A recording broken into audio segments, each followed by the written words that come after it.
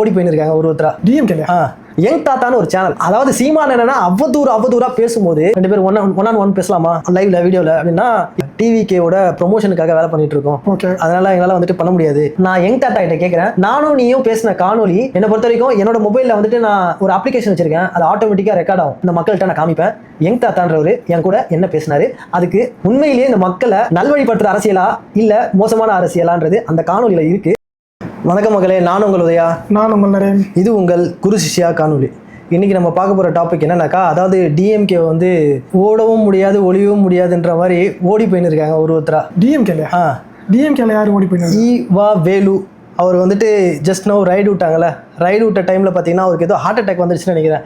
நெஞ்சு வலி வந்திருக்குன்னு சொல்லிட்டு அவர் சிங்கப்பூரில் போயிட்டு ஹாஸ்பிட்டல் அட்மிட் ஆகிறாராம். நெஞ்சு வலி வந்து சிங்கப்பூர் ஹாஸ்பிட்டல். ஏன்னா லோக்கலில் வந்துட்டு இது வரைக்கும் கவர்மெண்ட் வந்துட்டு ஒரு ப்ராப்பரான நெஞ்சு வலி பார்க்குற ஹாஸ்பிட்டலே இல்லை போகுது. நெஞ்சு வலிக்கு சிங்கப்பூர், அப்புறமா வேற வலிக்கு இவங்க இன்னும் பழைய அரசியல் தான் பண்ணிட்டு இருக்காங்கன்னு நினைச்சா டெக்னிக்கும் பழைய டெக்னிக்கை யூஸ் பண்ணிக்கிறாங்க. அதுக்கப்புறம் இந்த பழைய படத்துல வந்து ஹார்ட் அட்டாக் டெக்னிக். அதுக்கப்புறம் பார்த்தீங்கன்னா ஸ்டாலின் அவர் வந்துட்டு லண்டனுக்கு புறப்பட்டாரு. அவர் ஏன் லண்டன் போனாரு? ரொம்ப வேலை செஞ்சு உடல் கஷ்டப்பட்டு வயசாயிடுச்சு, கொஞ்சம் ரெஸ்ட் எடுக்கலாம் சொல்லிட்டு லண்டன் போயிருக்காரு. ஸோ ஒவ்வொருத்தராக பார்த்தீங்கன்னா இந்த மாதிரி போயிட்டே இருக்கிறாங்க. இதுக்கு நடுவில் நான் வந்துட்டு என்ன பண்ணேன், என்னோட நண்பர் ரொம்ப நாளாக வந்துட்டு என் கூட வந்துட்டு வெளிநாட்டில் நாங்களாம் வேலை செஞ்சுட்டு இருந்தோம். ஊருக்கு வந்துட்டு ஒரு லாஸ்ட் இயர் எலெக்ஷன் டைமில் போனார். அவர் ஒரு கட்சி சார்ந்தவர். அந்த கட்சியை சொன்னோடனே உங்களுக்கு சந்தோஷம் வரும், ஏன்னா உங்களுக்கு அவங்கள ரொம்ப பிடிக்கும். எனக்கு ரொம்ப பிடிக்கும். ஆமாம், யார் பற்றி பேசினா உங்களுக்கு பிடிக்கும்? எனக்கு பிடிக்கும்னு சொல்லலாம். அந்த அளவுக்குலாம் என்ன நான் அப்படிலாம் சொன்னது இல்லையே. சரி, ஓகே. டிவிகே இளைய தளபதி விஜயோட ஃபேன். ஓகே, சரிங்களா. அவர் கட்சிக்காக பயங்கரமாக பேசிட்டு இருந்தாரு. நானும் பார்த்தேன், நல்ல பேச்சு இருக்கு, திறமை இருக்கு. சரி, நானும் கேட்டேன். ஒரு 2 மாதம் இருக்கும், 2.5 மாதத்துக்கு முன்னாடி எலெக்ஷனுக்கு முன்னாடி கேட்டேன், நண்பா என் கூட வந்துட்டு கொஞ்சம் பேசலாமா, 2 பேரும் ஒன் ஆன் பேசலாமா லைவ்ல வீடியோவில் அப்படின்னா, இல்லை நண்பா நான் பேசுகிற மாதிரி இல்லை, நாங்கள் வந்துட்டு ஃபுல் அண்ட் ஃபுல் டிவிகேவோட ப்ரொமோஷனுக்காக வேலை பண்ணிட்டு இருக்கோம். ஓகே, அதனால எங்களால் வந்துட்டு பண்ண முடியாது, ஏன்னா நான் மட்டும் இல்லை, எனக்கு பின்னாடி ஒரு டீமே இருக்கு அப்படின்னாரு. அப்போ எனக்கு ஒரு சின்ன டவுட் வந்தது, இது என்னடா டீமு? ஒரு யூடியூபர் வெளியில் போகிறப்போ யூடியூபர்னு சொல்கிறாங்க, ஆனால் பேசும்போது டீம் இருக்குது, என்னால் வந்துட்டு தனியாக பண்ண முடியாதுன்றாங்க. கட்சிக்கு ப்ரொமோஷனல் டீம் இருக்குமே, அதுக்காக. ஸோ இருக்கட்டும், சரி, இவங்கள்ட்ட என்ன அப்படி இருக்கு சோர்ஸ்? அதாவது சோர்ஸ்னால் அது உண்மை. எலெக்ஷன்னா அரசியலில் வந்துட்டு நம்ம மக்களுக்கு எதை பண்ண போகிறோன்ற உண்மை. யங் தாத்தான்னு ஒரு சேனல். அதாவது சீமான் என்னன்னா அவதூறா பேசும்போது ஒரு நண்பராக இருந்து இப்படி பேசுகிறாரே அப்படின்றது எனக்குள்ள ரொம்ப ஆதங்கம். சரி, என்ன பண்ணுறது, வீட்லேயே வந்துட்டு ஓட்டு போடுறப்ப மாற்றி ஓட்டு போடுறாங்க. நண்பர் அவருக்கு பிடிச்ச கட்சியில் பயணிப்பார், இருக்கட்டும். ஆனால் அவரோட கொள்கை என்ன தான் இருக்கு, ஏன் சீமான அப்படி திட்டுறா? எனக்குள்ள ஒரு ஆதங்கம்ல, அதனால நான் கேள்வி கேட்டேன். லாஸ்ட்டாக ஜென்சி பாலிடிக்ஸ்ன்னு சொல்லிட்டு டிவிகேல வந்துட்டு ஒரு மீட்டிங் வச்சாங்க. அதில் அந்த என்ன மந்திரம் ஓதுவாங்களே, மாங்கல்யம்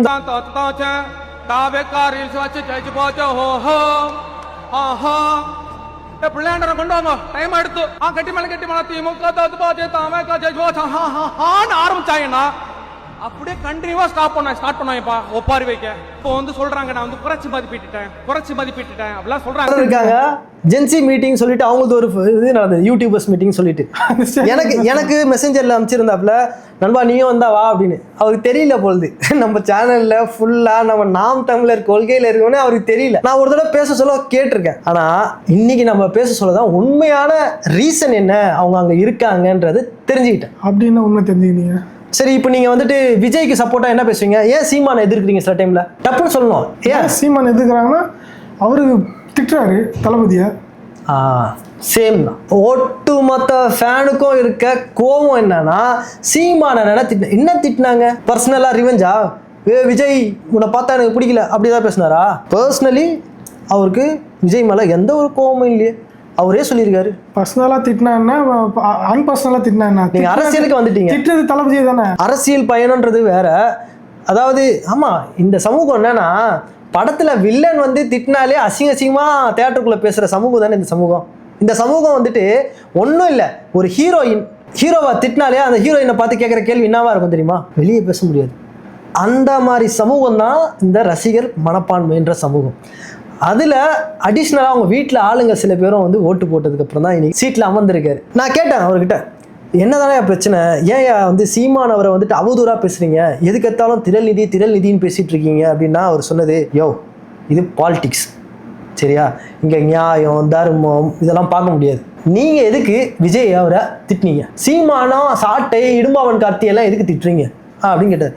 என்ன திட்டினாங்க அப்படின்னா, ஆமாம் ஒன்று திராவிடத்தில் இரு, இல்லைன்னா நான் தமிழ் தேசியத்தை எடு, வந்துட்டு ரெண்டும் கண்ணுன்னு சொன்னால் நடுவில் லாரி ஏதாவது அடிச்சு போட்டுறோம் ஒன்று. ஆக்சுவலாக அப்படி சொல்ல, ரோட்டுக்கு அந்த சைடு நில்லு இல்லை இந்த சைடு நில்லு, இல்லைன்னா நடுவில் ரோட்டுக்கு நடுவில் நின்னா லாரி ஏதாவது அடிச்சு போட்டுறோம் அப்படின்னு அந்த மாதிரி சொல்லும் போது அது பர்சனல் அட்டாக் மாதிரி இருந்தது. கொள்கையை வச்சு பேசினாரா? கொள்கை அரசியல்ல ஒன்று அடிச்சிருவாங்கன்னு சொன்னாரா? இல்லை. ஆனால் சொல்றது பர்சனலி சொல்லும் போது ஒரு ஓகே ஸ்டில் நீங்களே பார்த்தீங்கன்னா இப்போ நான் உங்க கூட இருக்கேன், அரசியல் வேற பர்சனல் வேறன்றதை உங்களால் பிரித்து பார்க்க முடியல.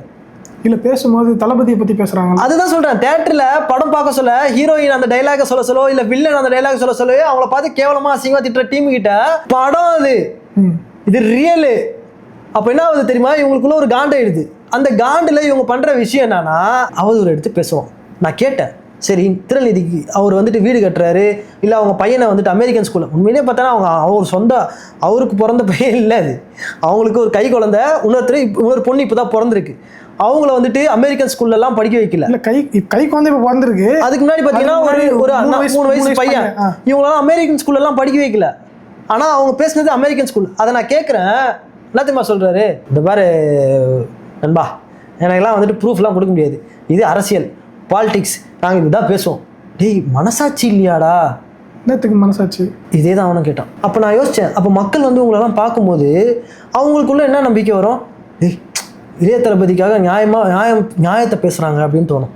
எத்தனை பேர் மனசாட்சியோட இருக்கிறாங்க தமிழ்நாட்டில்? சரி இது விடு, ஓகே யாரும் மனசாட்சின்னு வச்சுக்கலாம். இப்போ நான் ஒன்று கேட்டேன், டேய் நண்பா நீ எல்லாம் தமிழ்நாட்டில் இருக்கும், தற்சார்பு பொருளாதாரம் வேணுமா வேணாமாடா? வேணும்.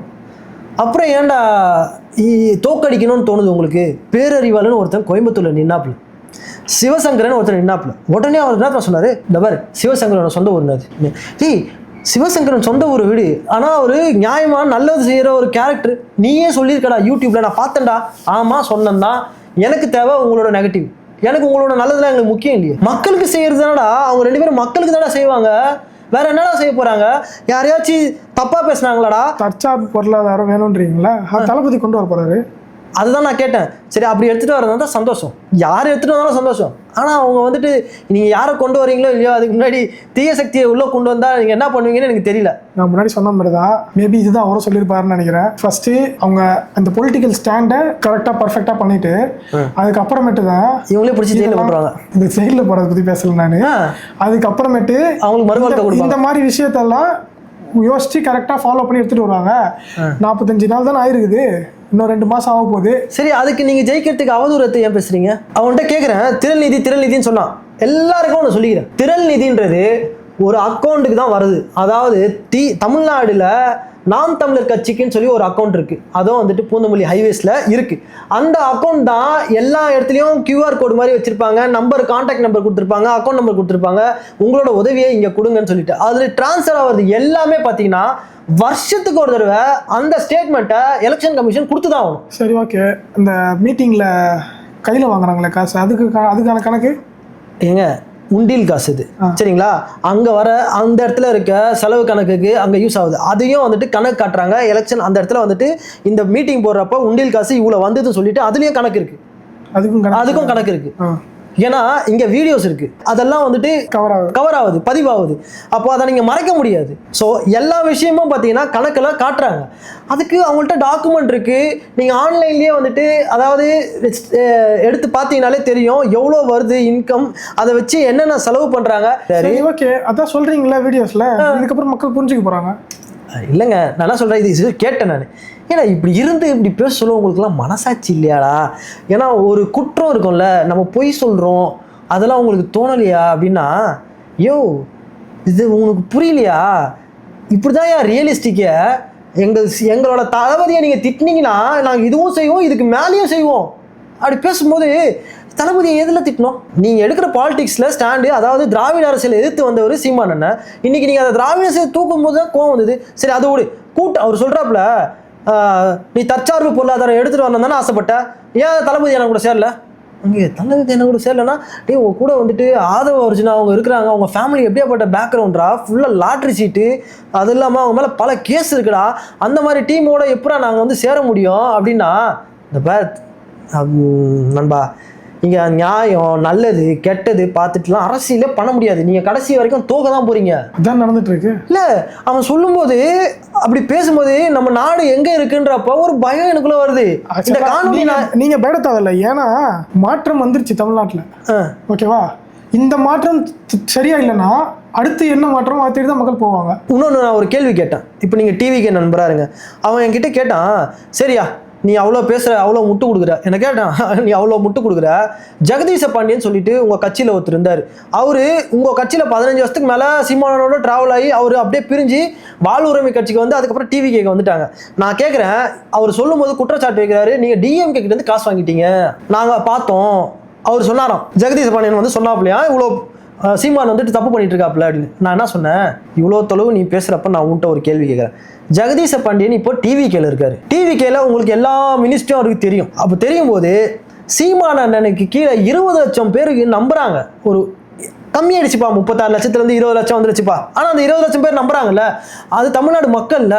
தளபதின்றவர் சிஎம், அவர் வந்துட்டு என்ன நினைக்கணும்னா எல்லா மக்களும் நல்லா இருக்கணும்னு நினைக்கணும். இப்போ ஓட்டு போட்டு நம்ம போடுறப்பவே மூலச்செலவு செய்யப்படுது. நீ சொல்ற மாதிரி சீமான் அண்ணன் காசு வாங்கிட்டாருன்னா அதுக்கான ஆதாரம் வச்சுட்டு தானே நம்ம பேசணும். கரெக்டு. இப்போ உங்ககிட்ட ஆதாரம்னா ஜெகதீஷ் பாண்டியன் இருக்காப்புல, நீ அவரை வச்சு ஒரு கம்ப்ளைண்ட் கொடுக்க சொல்லு. யோ அவர் ஏன் கொடுக்கணும், பாதிக்கப்பட்ட நீங்க தான் ஏன் கொடுக்கணும், ஏன்னா நீங்க தான் காசு கொடுத்து ஏமாந்துன்னு இருக்கீங்க, வெளிநாட்டுல இருந்துட்டு அவருக்கு காசு அமைச்சுன்னு இருக்கீங்க அப்படின்னு. டீ திரும்ப திரும்ப சொல்றேன், திரள்நிதின்றது அக்கௌண்ட்ல வருதுடா.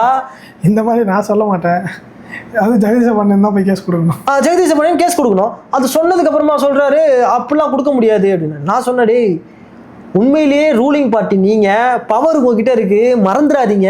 அந்த பவரை வச்சு தாண்டா நீங்க வந்துட்டு இவருக்கு நல்லவரா கெட்டவரான்றது பப்ளிக்கு வந்துட்டு சொல்லணும். இல்ல நீங்க ஒரு சீட்டு ஃபண்டு கட்டுற மாதிரி ஒரு கம்பெனில காசு போட்டுருந்தீங்கன்னாக்கா அங்க லாஸ் ஆச்சுன்னா நாங்க வந்து நிற்போம்.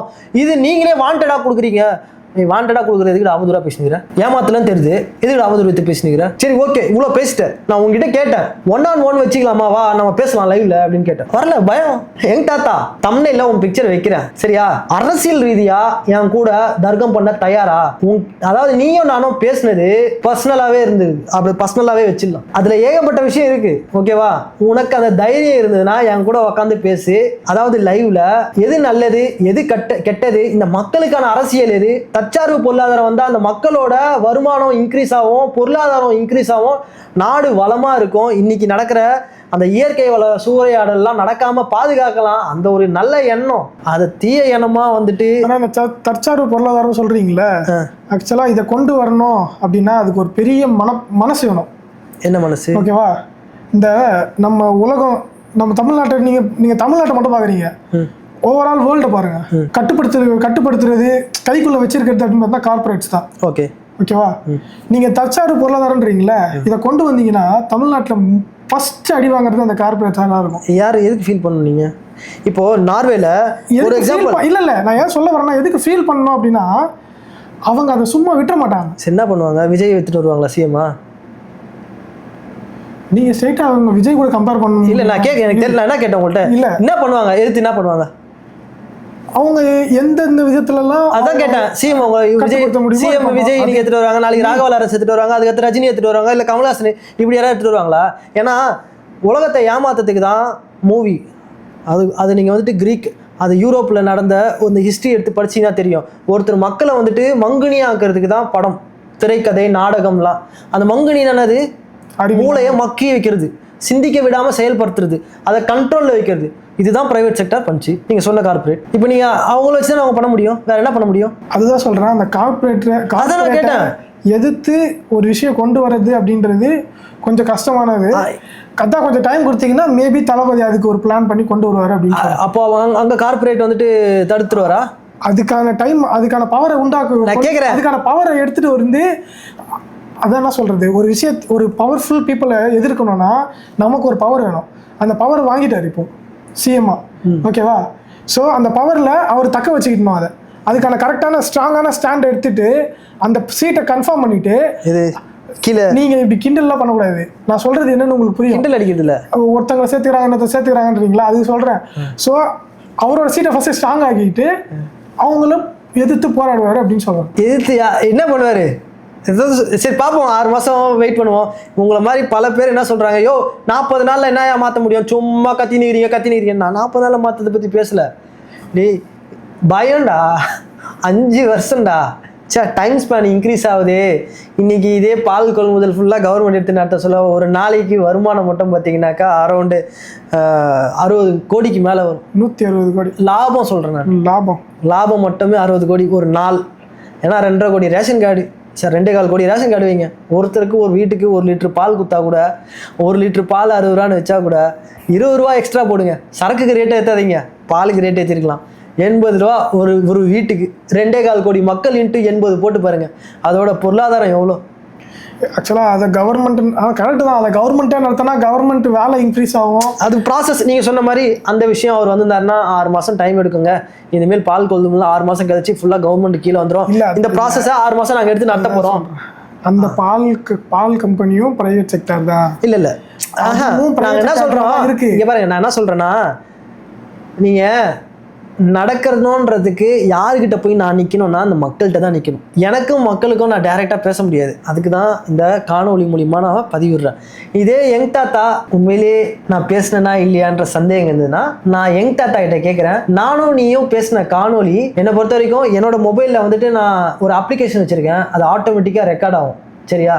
நான் போடலை, வேணும்னு நீ ஓகே நீ போட்டுக்கியா அப்படின்னு நீ சொன்னா நான் போடுவேன். இந்த மக்கள்கிட்ட நான் காமிப்பேன் யங் தாத்தான்றவர் என் கூட என்ன பேசினாரு, அதுக்கு உண்மையிலேயே இந்த மக்களை நல்வழிப்படுத்துகிற அரசியலா இல்லை மோசமான அரசியலான்றது அந்த காணொலியில் இருக்குது. அவர் சம்மதிச்சா நான் மக்கள்கிட்ட காட்டுவேன். ஏன்னா நானும் அவரும் நண்பன்ஸ்.